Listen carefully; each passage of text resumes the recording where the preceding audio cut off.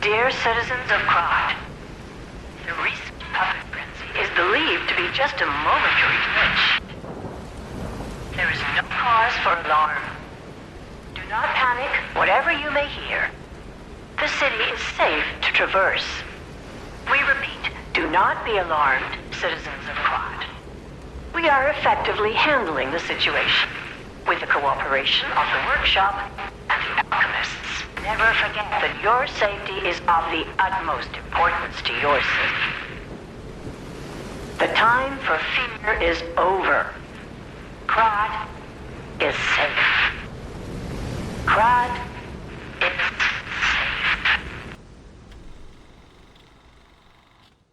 safe. Lies of P.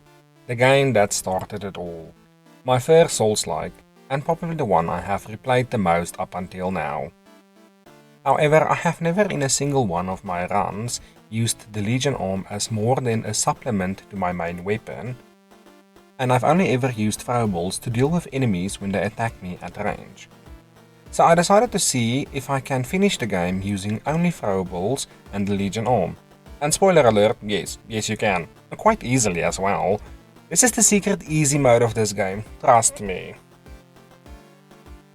As for the rules, I can only use Legion Arms and Throwables, no weapons are allowed, and I am not allowed to have a weapon equipped either. Secondly, I must defeat all bosses, and lastly, I cannot use summons. There is one exception for this rule, but more on that later. So with the rules out of the way, let's get into how I managed to beat the game using Legion Arms and Throwables only. Well, except for one boss. Put your guesses in the comment now as to which boss that would be. We all know who the culprit is. A blue butterfly wakes up and asks for help very vaguely. I crawled forward as the disembodied voice carries on talking. Why can I not walk at the normal pace in this train? I pick up the most annoying character in the game, and I chose the Path of the Cricket as my starting class for the more evenly spread out stats, as my starting Legion Arm scales equally with both motivity and technique. I attack the first few puppets and already see a problem forming. The amount of Legion I have is not a lot in the beginning of the game, and there is no way of getting Legion magazines this early in the game. Another thing of note about Lies of P is that the game's damage has a random dice roll which determines if your attack will do between 10% more or less damage. Early on this does cause a problem since there is no way of me getting any more Legion magazines. The police puppet that blocks my way to the first Stargazer just proves how random these damages can get. My first charge attack with the Legion did 282 damage, the next attack did 271, and my next one did 319. However, to have killed him, I would have needed 2 more hits over 300. So I reset the fight and my first punch did 326 damage somehow. I don't understand damage in this game, this is wild. All my hits somehow got over 300 damage and I was easily able to kill him with the Legion Arm only. I ran around the opening area for a good hour or so, farming the enemies in the area to see if they would drop any throwables, and was able to level up to 19. Going into the Parade Master fight, I had 3 throwing cells that I bought from the merchant before the boss area, and 11 sawtooth wheels I was able to farm off of the starting enemies, and 2 thermite you can collect around the area. Also to note, I made a save state before every boss because I was sure as hell not farming all these throwables again. After P is extra as hell and punches the gate open, it's time for the Parade Master. I got him halfway using only the Legion Arm. The Parade Master decided to lose his head, and with the 3 throwing cells I had, I easily killed him. Sorry for raining on your parade there, Mr. Parade Master. I met with Sophia, the lady in blue. Must be the lady in red's sister that's blue because Christa Berg didn't want to dance with her.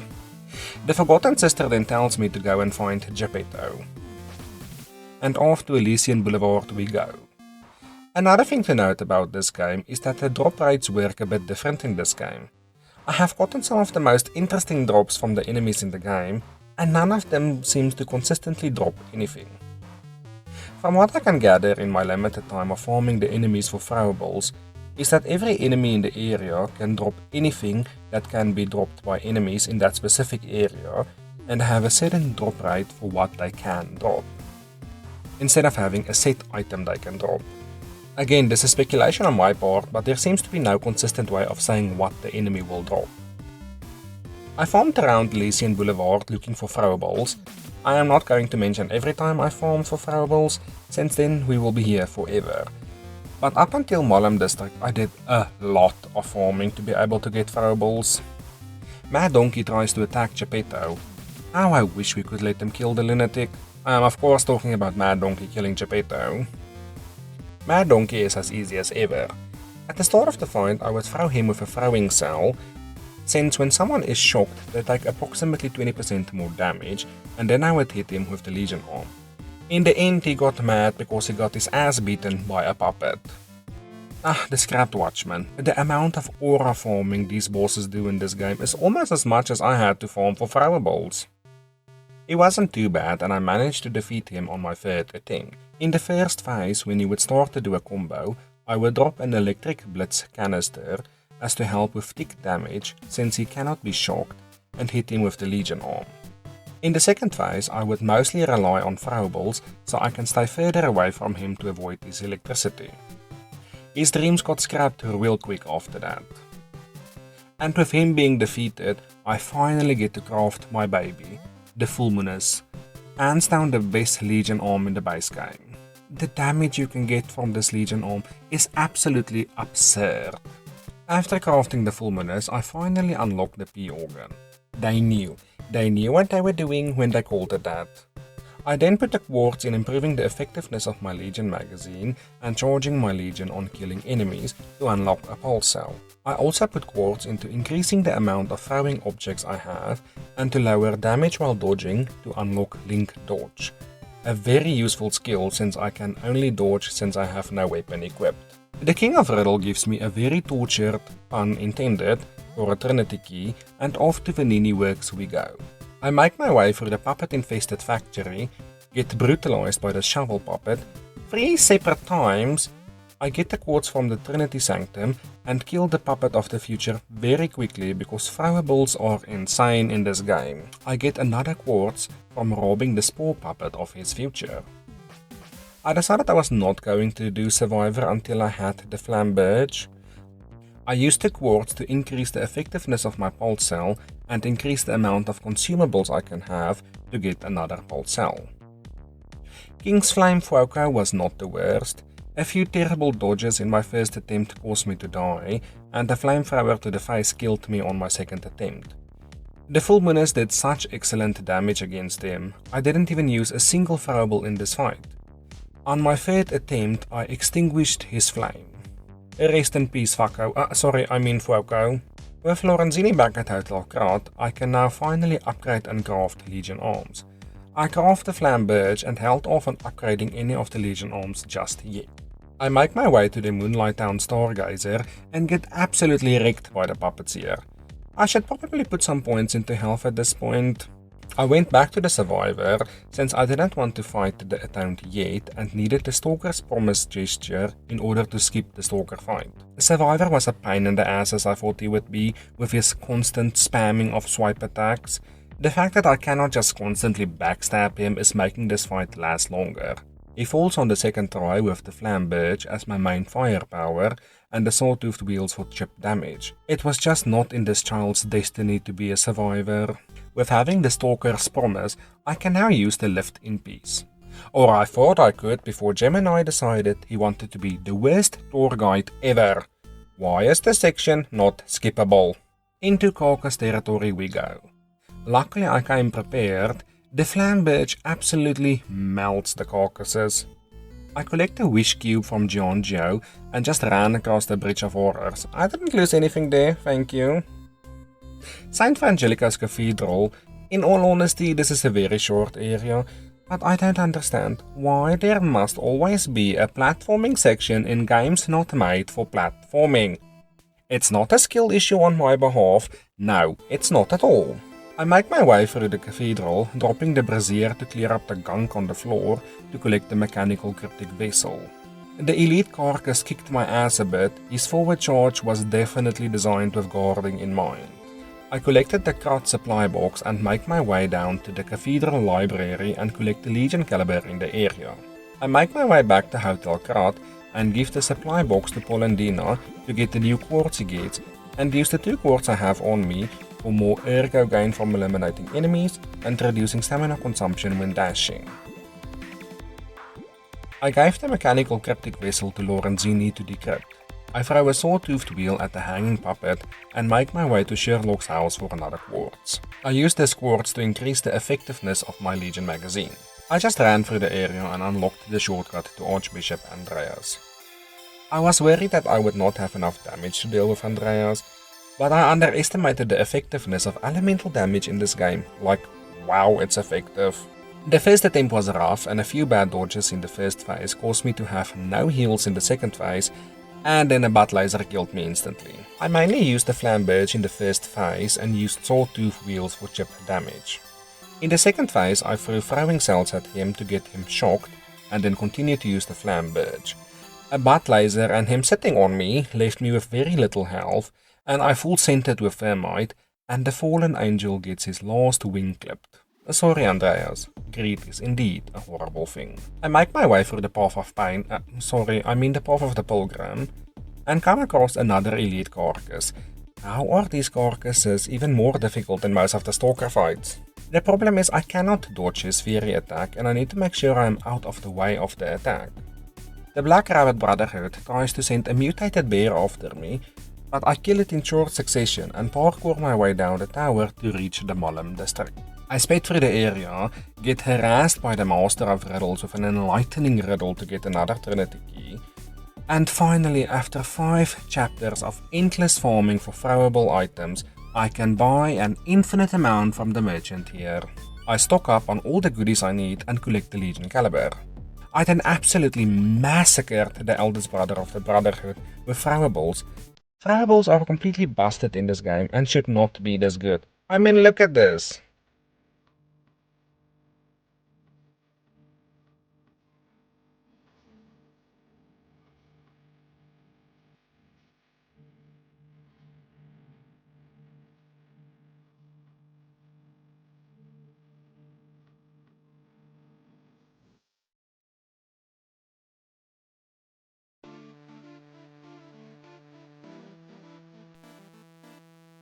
With now having access to the golden coin tree, I continuously reset my Legion arm to upgrade the one that is needed in every situation, as there is not enough Legion calibers available this early in the game to be able to use both of them.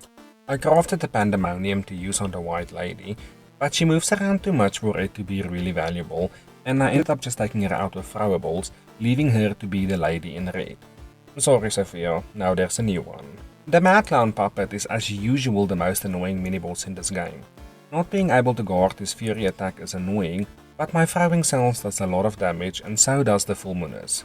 I conquered my chlorophobia and brought an end to this puppet's reign of terror. There is not a lot I need in the Opera House. I grabbed the jeweled cryptic vessel and digged around in the earth to find another Legion caliber and used the Trinity key to get another quartz. The King of Puppets, Romeo. The boss in this game I constantly struggle with the most. In the first phase against the King of Puppets, I only used the Fulminous on him. It worked wonders. However, I never played this game while only being able to dodge, and let's just say it really shows. He threw me around like a puppet. So when it was time for Romeo, I had only 1 heal left, and let's just say Romeo usually kills me, but he burned to death on my first attempt. The final few seconds was so funny as I had no health and no heals, and he was 1 hit away from death. While I was stumbling with the keys to find a throwable, he just died in front of me in the funniest death yet. With Romeo's Ergo, I can finally get the Triumvirate Amulet, the only amulet in the base game that actually boosts the Legion arm. It increases all the scaling of the Legion arms by +1, so meaning it takes it up a letter grade. There isn't a lot I need in Lorenzini Arcade. I fought another elite carcass for a defensive part. I juggled the juggler puppet for a useless amulet and got a final drink for a drunk old lady. P got turned into a real boy and grew hair, and the first thing he did was go and play with his P organ to upgrade it. The grand exhibition was fun.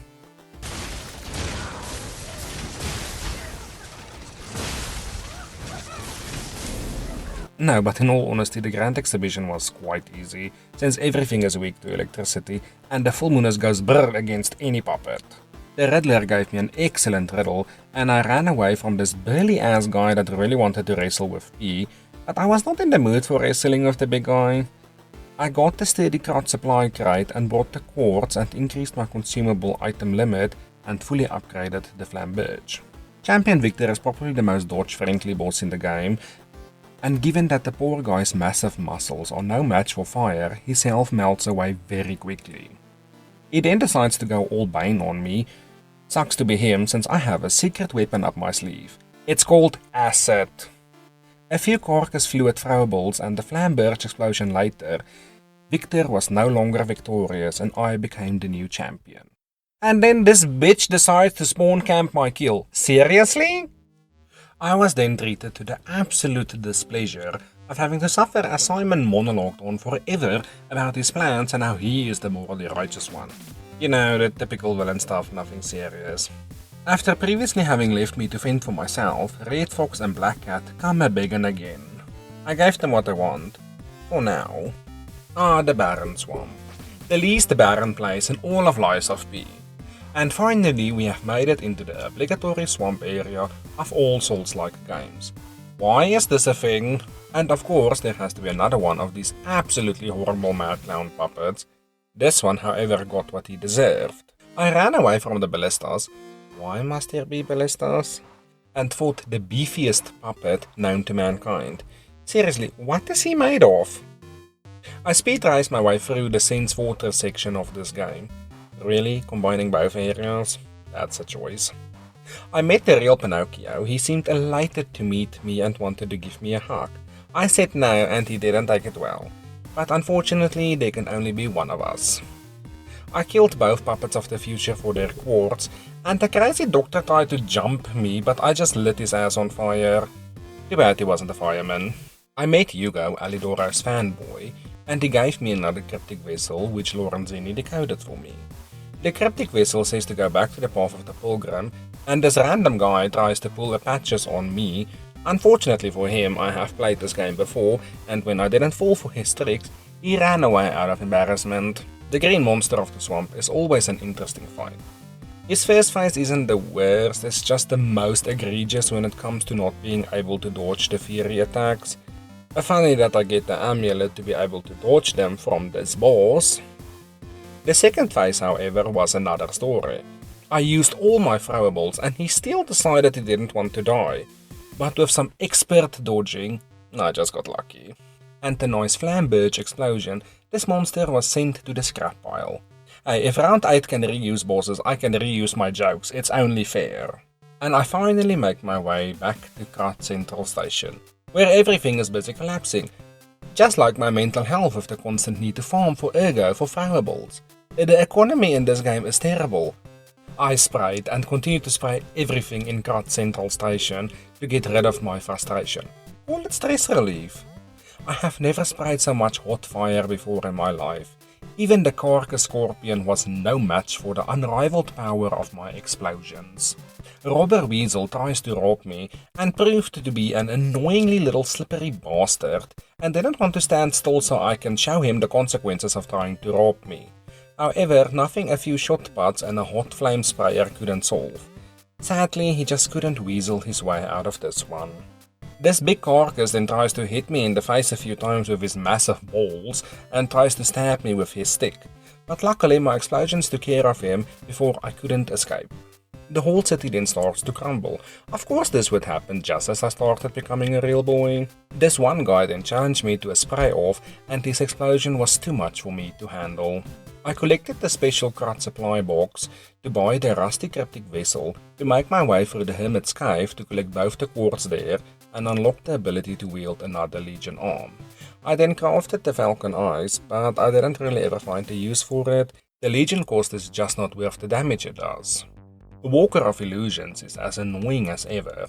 but I just kept throwing her with throwables until she walked out of her illusions of grandeur. Simon then found a new way to be annoying and decided to start talking to me in my head. "You now get out, please." And Gemini proves yet again he is the most annoying character in this game. Like, just shut the fuck up.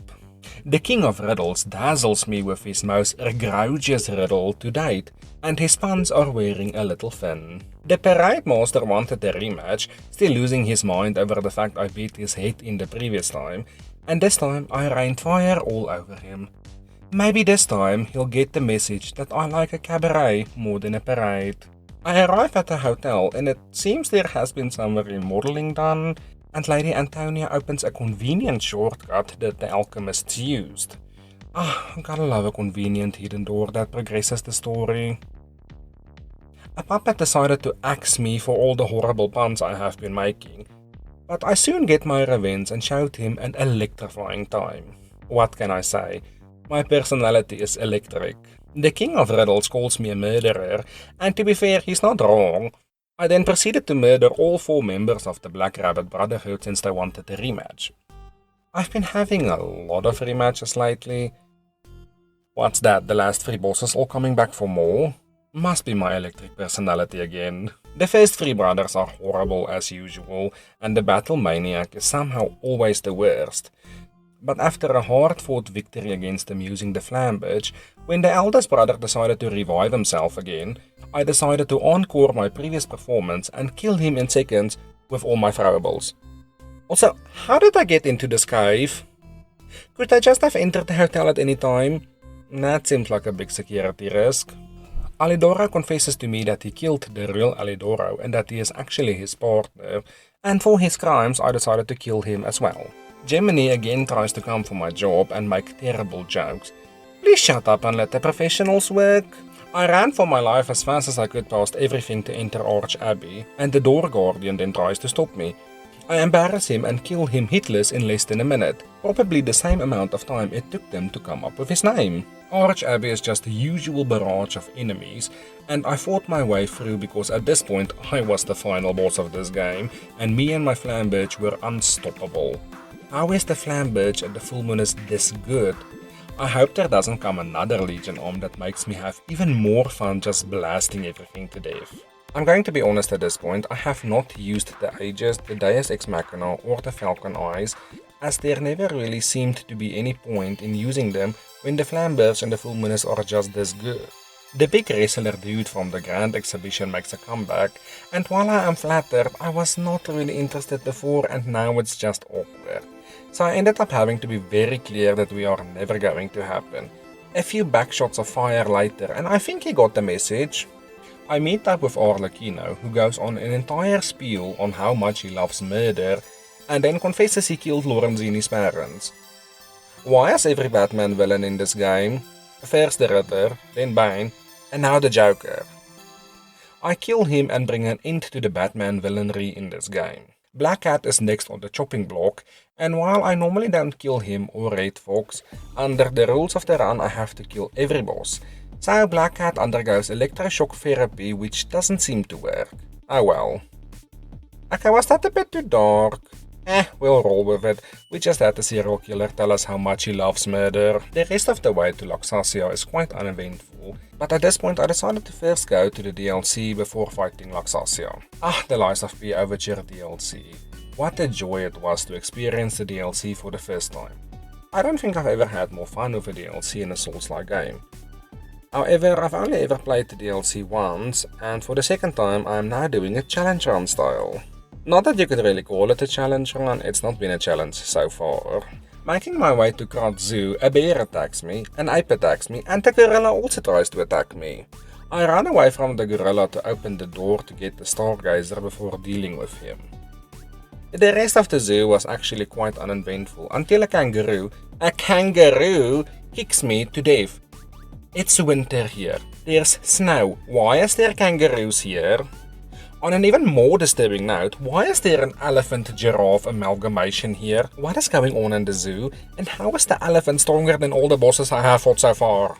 But I got the new Genius Legion plug for my effort. I decided not to participate in the rest of what is happening at the zoo and decided to rather just move on. I ran for my life and unlocked the shortcut back to the Stargazer, and finally it's time. The Tyrannical Predator. My least favorite boss in this game. The fight was messy. I got hit so much. I was only one hit away from death with my pulse cells discharged when I finally got the win. I probably could have done this fight cleaner, I just didn't want to. The greenhouse proved to be rather uneventful until my stalker came back looking to wrestle again. Look dude, how many times do I have to tell you I am not interested? Please just leave me alone. A fairy dominatrix of a pain fetish asks me to scream for her pleasure, and I was immediately uncomfortable. Marciana posed a bit of a challenge. I mostly just focused on her while trying to avoid her puppet, and I steered clear of her trying to blue ball P since they hurt a lot. This was another messy fight which came down to the wire. In the end she fell to a backshot from my flamberge. The only thing she could really puppeteer was her death it seems. The P sees what I can only assume to be either a red wax-stained or a blood-stained jacket and immediately proceeded to put it on. I then met the cutest doll ever, who I would murder for if I need to. Rosora deserves the world. She asked me to find the red shoes in the carnival and I immediately agree. The carnival is the most fun area in this DLC. I played the games, got accosted by another parade master. This one luckily didn't lose his head. He only got blown to pieces, but at least he still has his head. I rolled through some clown puppet balloons, saw an electric performance by a juggler, rode a Ferris wheel and found Razora's shoes and then did a little dancey dance. I gave Razora her shoes and finally moved on to the tram station. I arrive at Hotel Krat, or the precursor to Hotel Krat, and I can finally craft my new favorite Legion arm of all times, the Cataclysm. I might just have a club. After creating the Cataclysm, I spent some time working on my P organ after all that excitement and upgraded the effectiveness of my Legion magazine and reduced the prices in the stores because I need money. This extremely gauchely dressed individual gives me the lowdown on Leia and how she was the one to kill Arlecchino or dismantle him when he was the blood artist. Better name than King of Riddles, that's for sure. I'm sure this lore dump has no significance to the rest of the DLC. I took the elevator that once took me to the relic of Trismegistus, which now takes me to an underground research facility. Damn, what else is hidden beneath this hotel? The Zalator underground facility offered little else than a frozen hellscape of eldritch horror. Nothing the Flamberge and Cataclysm couldn't fix. I found the Legion amulet that boosts the damage of Legion arms by 8% according to the wiki. But alas, it's nice to have some damage increasing options. Not that I've needed them so far, but they're nice to have. The prisoner Carcass smashed my face in with his massive ball, and in return I literally threw everything I had at him. How does he have more health than some of the bosses? He has over 15,000 HP. I parkoured my way down the frozen pit of despair and came face to face with a woman screaming. The stalker fights in the DLC really got a lot more attention and are made much more interesting. Veronique, for example, is an excellent fight, and the Cataclysm does some excellent damage to her. However, not as much as Throwables does. This would be an infinitely more challenging run without the Throwables. They are literally broken. I swept the floor with Veronique on the first attempt. I met the real Alidoro and then cleared the rest of the underground facility. The annoying Rowling Carcass nearly 1 HP and it dreamed me, but I probably got my favorite kill of the entire playthrough on him. And now for the first roadblock of the run, the two-faced Overseer. This boss was the first one where I really had to learn the boss's moveset because the damage done to me is insane. However, there is a secret cheese that I exploited in this fight. Do I feel guilty about it? No, I do not. How does this boss have the second most HP of all the bosses in the game? Using the Flamberge doesn't cause the Overseer to stagger and go into his enraged state, meaning I just had to focus on his first phase. Did that make this fight easy? No, it did definitely not. The double swipe attack is a tricky one to dodge, and I found it easier to roll to his back when I did it, making it easier to dodge the second one as well. For the two overhead slams, dodging to the right helps getting behind him and gives a nice punish window, and then the move where he drags his weapon on the ground, I roll just as he lifts it off the ground to avoid the hitbox. On the winning attempt, I used the Flamberge until he was about half health, and at this point I had no heals left, and I just threw all my throwables at him. This did of course cause him to go into his second phase, but Harvey Dent dies soon after. I guess two faces aren't as good as having two heads. I continued on into the ancient ruins excavation site and found Mr. Tacky in his golden clothes, and he asked me if I heard about the accident at the underground facility. Sir, I just came from there. How do you think I got here? I was not really in the mood to fight the pre-metamorphic Green Hunter. I literally just threw him with all my throwables until he ran away for me to just have to fight him in the future again. I met with Razora, who says she needs Ergo, so I gave her Ergo and we both spent some time dancing. This is adorable. The Anguish Guardian of the Ruins was a headache. Mostly because of his massive health pool, and also he hits like a truck, and avoiding his AoE in the second phase is tricky. In the first phase I would use the Flamberge to get off damage, and try to dodge his attacks into his right shoulder so I can continue to attack him. I used the Ghost Walk amulet to avoid his overhead slam fury attack, as I couldn't find another way to avoid it. When he goes into his second phase, I would dodge the laser first and then break the crystals on his head and hand with saw blades to leave him staggered so I can get off massive damage with throwables. However, this fight was a real nail biter. I again had no heals left and was one hit from death. The last 30 seconds were chaotic to say the least. But I released the Guardian from his anguish and moved on. The sea cliffs and the rest of the frozen area I just tried to get past as quickly as possible. Me and the Cataclysm just blasted our way through everything in sight. My stalker then tries to reach me again, but this time I just decide to ignore him and move on. Lumaccio then jump scares me and tries to blow me up, and P literally stuns on him while he delivers his entire villain monologue. Why is P standing like that? This bastard, however, deserves jail, and not because he's a horrible person, because his umbrella spamming attacks are the worst thing in this game. I hate fighting Lumaccio, and somehow OBS hates him as well, as the winning attempt did not record. I am still salty about this and I will never recover. So to respect everything apparently hating Lumaccio, let's just move on. I ignore everything in the fishing village to get to Leia. We team up and fight our way to the Mona charity house. I shot everything in my way while Leia did the absolute most by destroying everything. I made my way through the Mona charity house until I reached Arlecchino.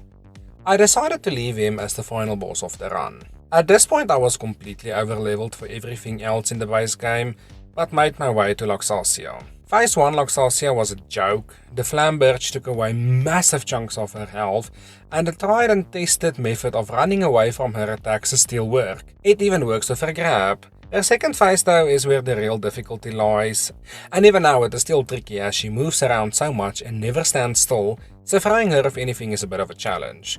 Luckily she is weak to acid, and shot puts put in the work. Luxasia falls on the first try. A shame she decided to simp for Simon.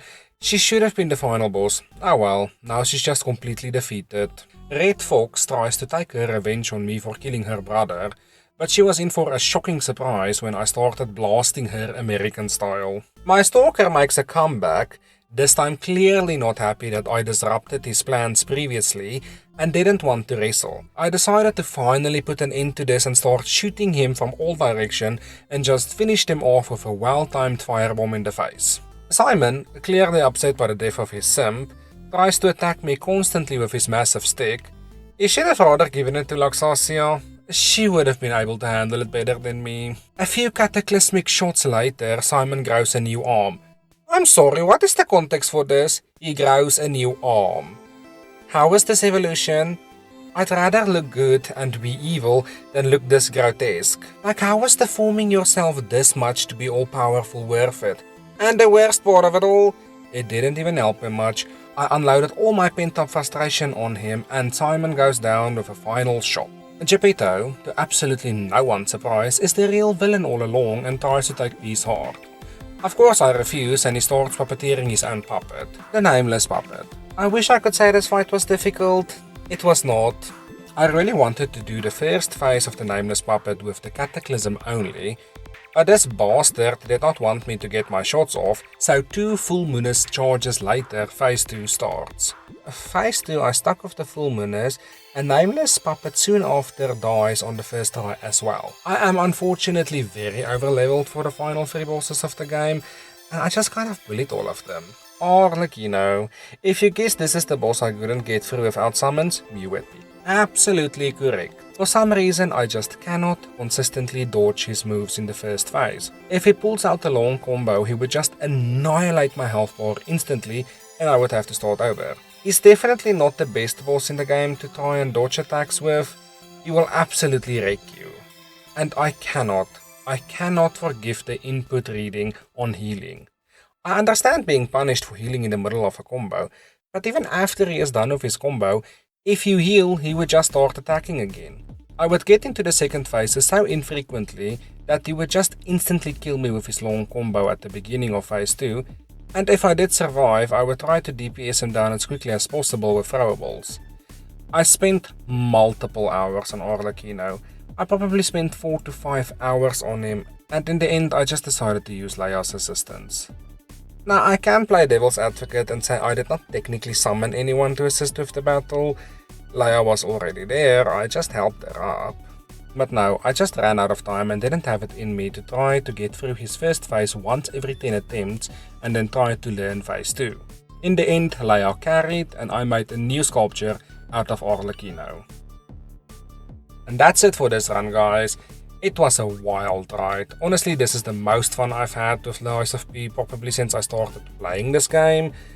With how absolutely busted the throwables are and the ridiculous amount of damage you can do with the Legion arm, this was a very fun run.